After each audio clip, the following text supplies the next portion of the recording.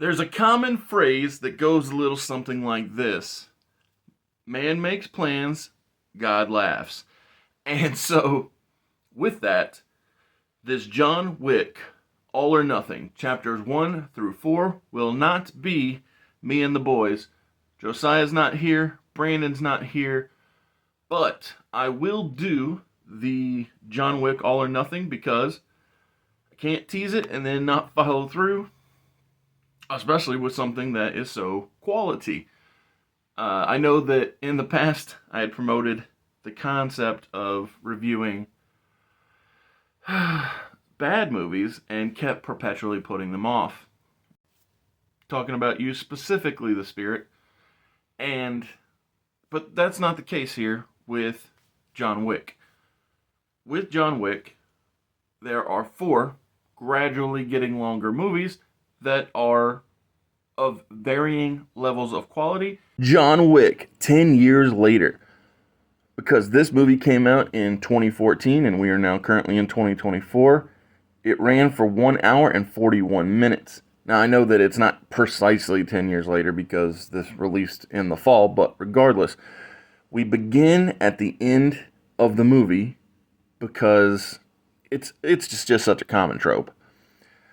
And that John is watching his cell phone, so it tells you what time frame we're set in. We are definitely in the 2014 timeline, and he is watching videos from the past, and it's powerful stuff because it's his wife, and you can feel the love that he has for her.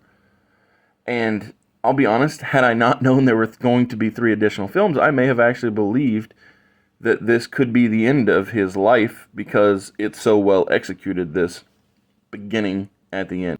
But let's be real, it's not the movie's fault that I waited 10 years to watch it. Sorry about that, movie. Hey, Willem Dafoe. Nice to see you. He's playing a character named Marcus. This movie is so good at making simple shots so beautiful.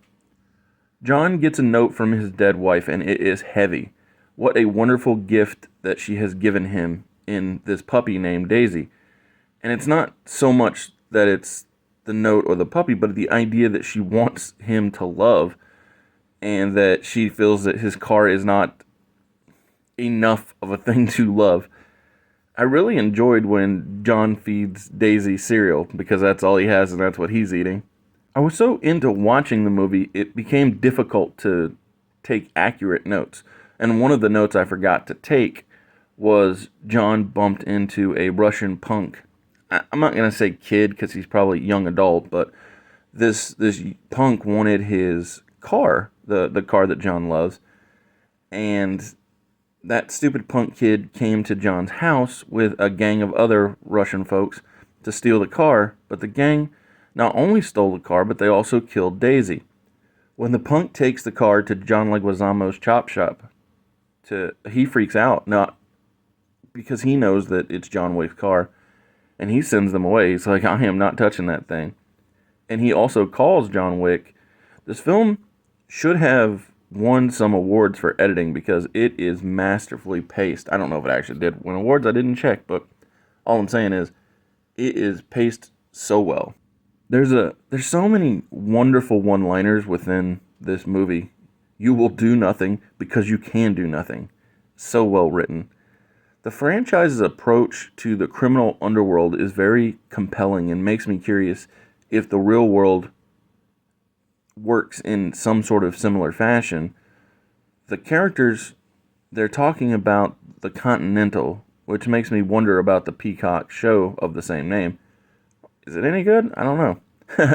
Kevin Nash, Big Daddy Cool, is the doorman at the Red Circle Club. That's a really cool cameo for me because I'm a big fan of pro wrestling. And Big Daddy Cool is happy to take the night off.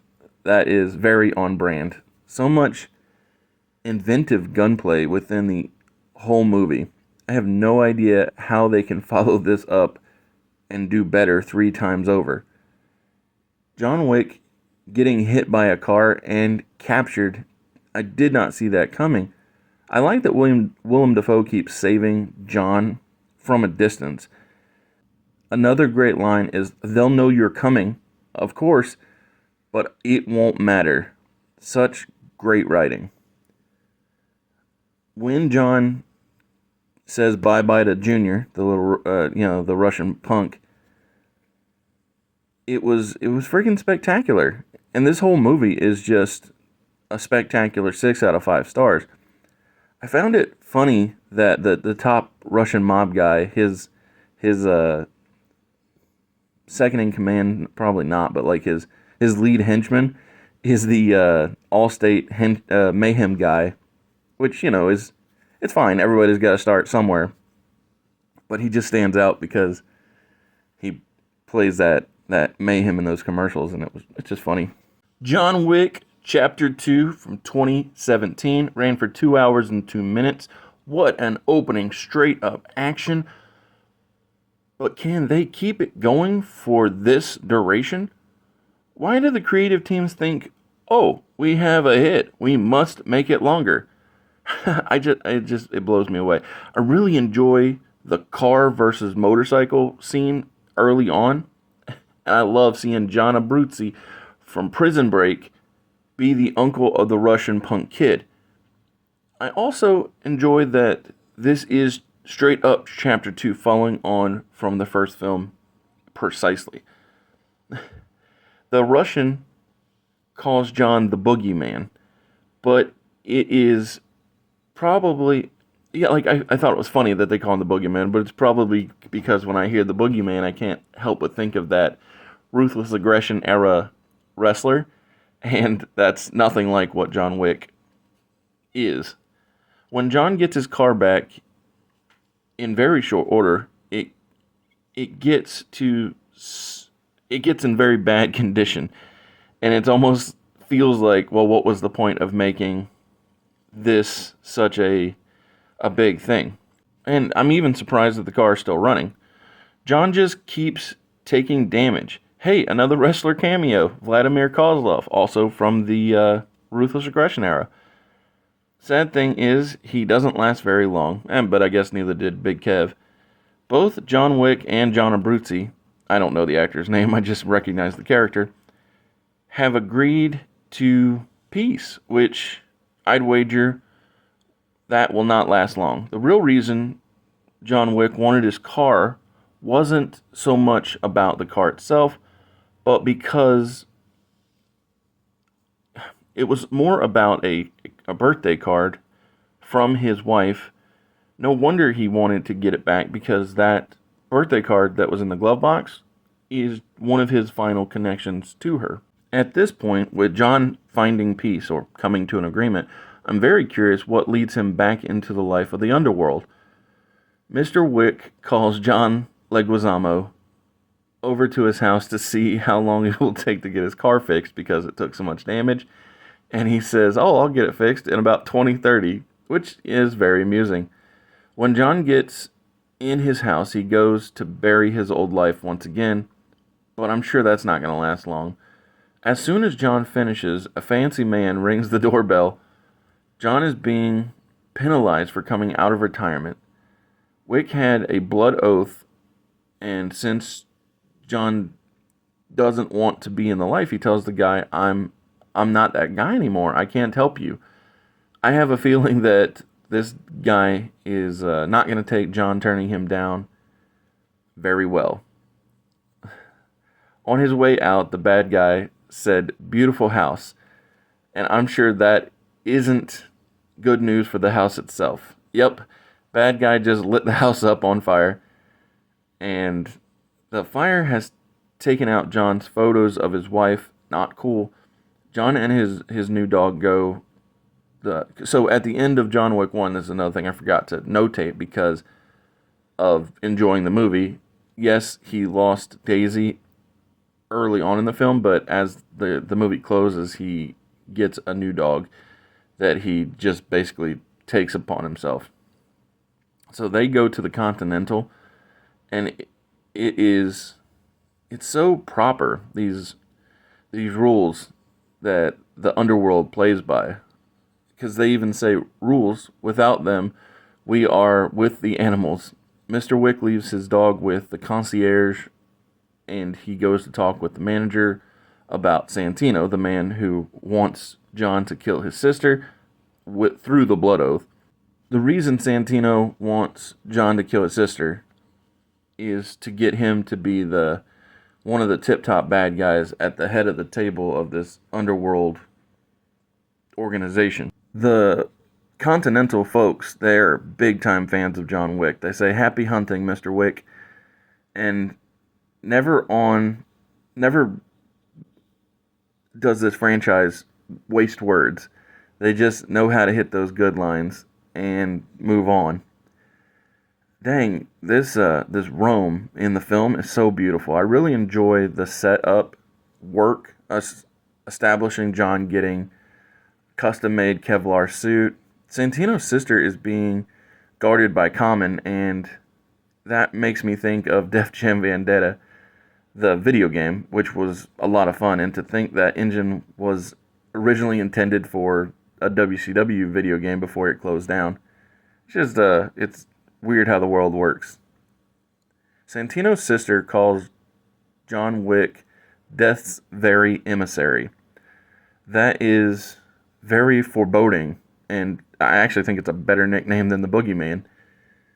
It is super crazy. Santino's sister kills herself rather than be taken out by John Wick, or anyone, I guess. So, we should have saw this coming, but Santino was never planning to let John come back to America alive, and he sends all these goons to Rome to get him, including Ruby Rose, the CW's Batwoman. It's really smart the way they execute it, the idea that the brother has sent all these assassins to kill the man who assassinated his sister, so it makes him look innocent from paying off the assassin to kill his sister. And so that's well executed. At one point, Wick and Common are fighting, and I ask myself, how are these the only two people in all of Rome? I guess this is just somehow something I have to let go. It's almost the inverse, or the opposite of how the Rome police were all over the crew in Fast and Furious 10.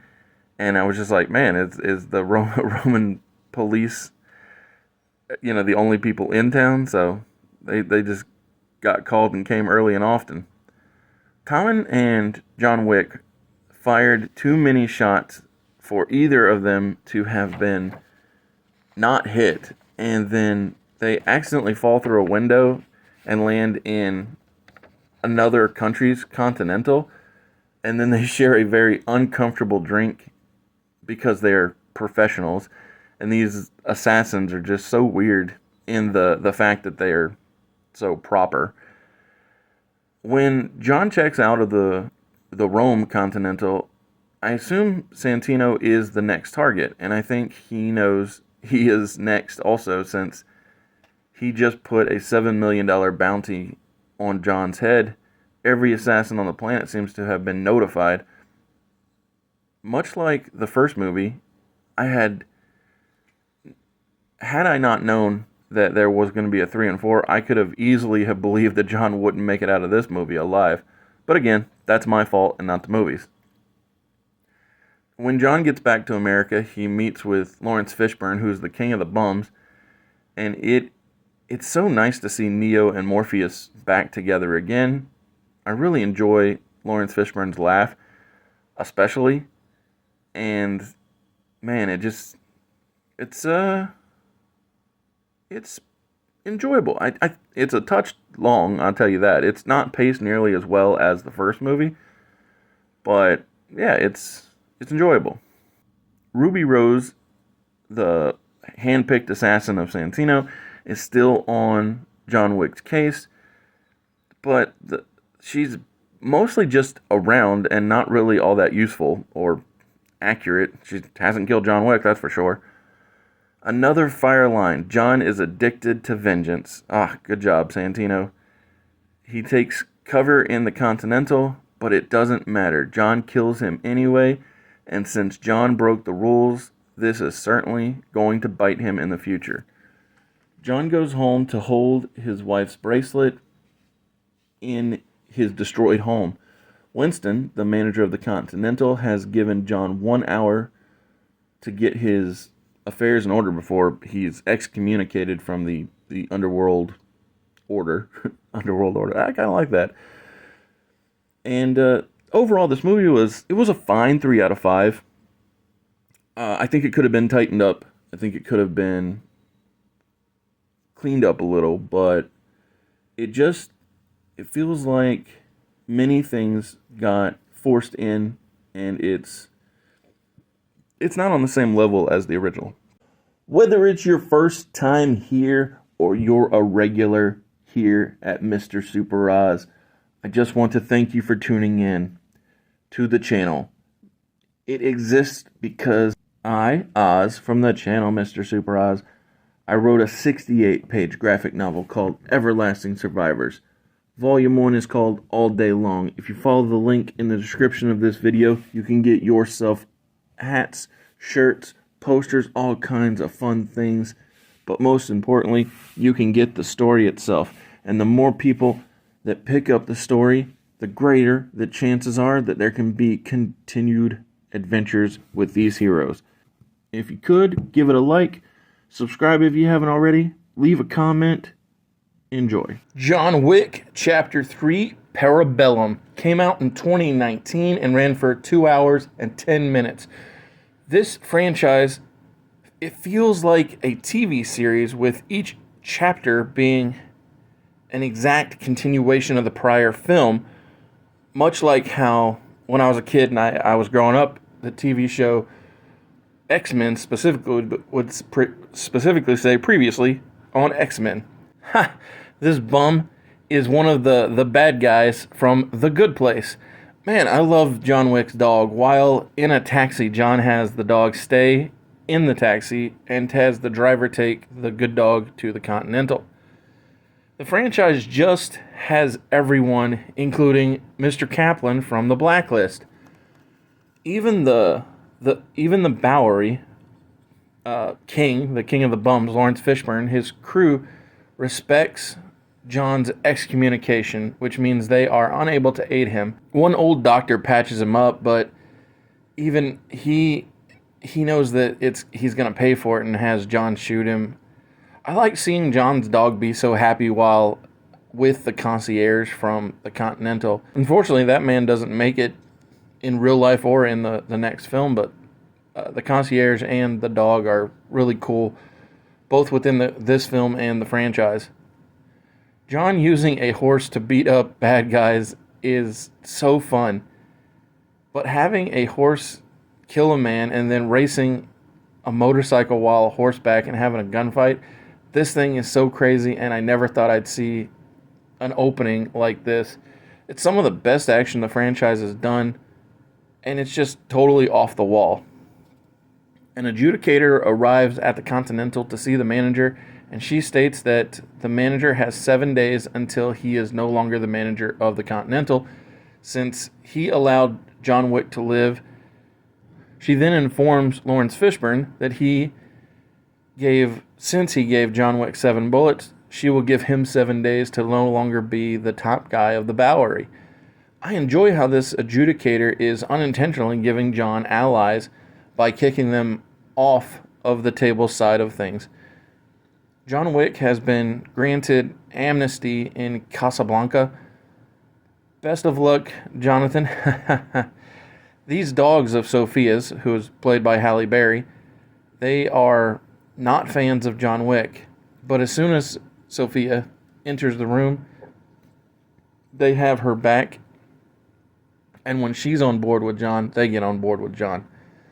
The adjudicator talking to this sushi guy, as I call him, really cements that this film plays out much like a streaming service show, clarifying that the events that we've seen in these 3 movies is all spanned over a 7-day period. The adjudicator is seemingly everywhere, like all of the time. If I'd have been told that she is like 3 identical twins, sisters, I think I'd have believed it with how much she's all over the place. She's now talking to the ballerina teacher. Like, she is just all over this movie. I mean, I don't get me wrong, I like the adjudicator, but it just makes me scratch my head. John seeks a meeting with the one above the high table. Yeah, John, like you're not already in deep enough. Let's just keep digging that hole. This franchise and dogs, my goodness, Sophia's dogs are amazing. Sharp teeth and bullets flying everywhere. The Sushi Dudes gang versus King of the Bums people is not a sentence I ever thought I'd write or be saying out loud, but Lawrence Fishburne is so fun. The king is dead. Long live the king. When John meets the one above the table, he must show his loyalty by cutting off his ring finger, and the one above the table took the wedding ring as a prize. It's quite insane. Back in America, everything has changed, but the more things change, the more they stay the same. John is on his way to the Continental. A bunch of the Sushi Dudes pull swords while riding motorcycles, and then there was one. John made it to the Continental, which saved his life. The concierge is one of the best dudes ever. It is funny that the Sushi Dude is such a fan of John Wick. I really should have wrote down his name. The sushi guy is amusing. He says all of this because of a dog. He said, I'm more of a cat person. The adjudicator has decommissioned the New York Continental. I do believe this means war. This haven is no longer safe. What do you need? Guns, lots of guns. If you want peace, prepare for war. Winston and the good dog are chilling while John and the concierge get ready for another round of taking out the table. I really can't stress enough, more is not always better. Sometimes more is just more and drags things out. They fake John's death, and the king of the bums, he does live, so that's good. And speaking of good, this movie was a good 4 out of 5, and I really like the finish. I'm looking forward to chapter 4, but then I see the length of the movie, and that kind of bothers me. It runs for 2 hours and 34 minutes. John Wick chapter 4 came out in 2023. What a strong opening. Lawrence Fishburne, King of the Bums, is so awesome. When we see John riding a black horse chasing 3 pale riders, it made me think of Revelations. None of us can escape who we are. I'm afraid you've come a long way for nothing, Mr. Wick. This film was so beautifully done. Hey, it's Clancy Brown. He also had his ring finger cut off, just like John did. Oh no, Clancy has declared the Continental to be condemned, and it will be destroyed in 1 hour.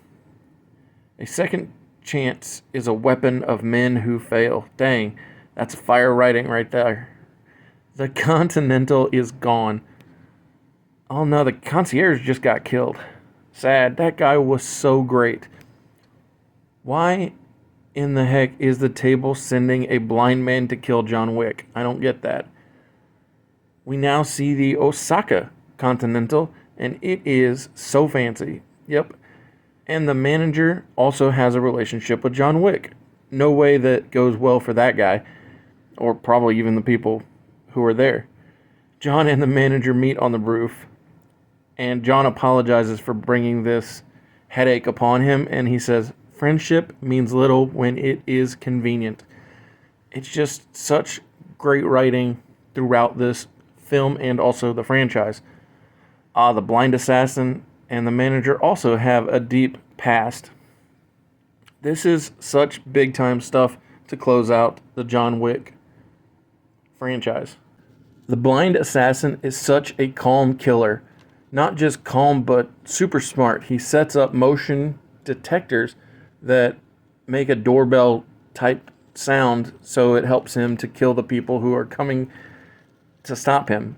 When the Osaka Continental's concierge and the manager's daughter get shot, he, the manager, tells John to leave the way that he came, but also take as many of the table's guys out as you can.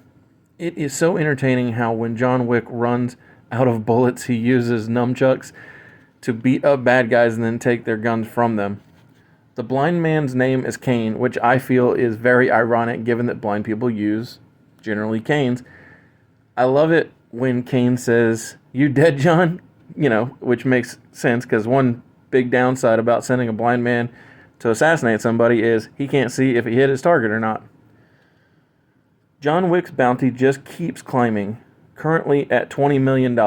When Kane goes one-on-one against the Osaka Continental's manager, the fight is so well executed.